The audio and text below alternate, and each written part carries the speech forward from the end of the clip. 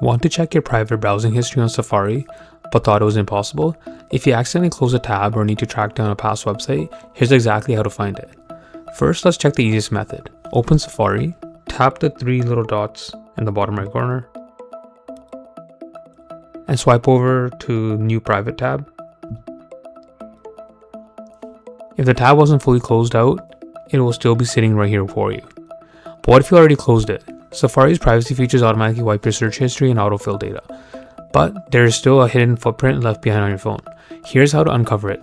Open your iPhone settings, scroll down to apps, now scroll until you find Safari, tap on that, and at the very bottom of the Safari menu,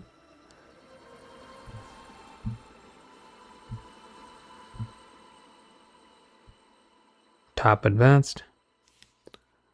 At the top of the next screen, tap Website Data. This is a secret menu. It pulls up a list of the cached data and cookies downloaded to your device. While it doesn't specifically separate private browsing from normal browsing, it lists every site that left a data footprint on your phone.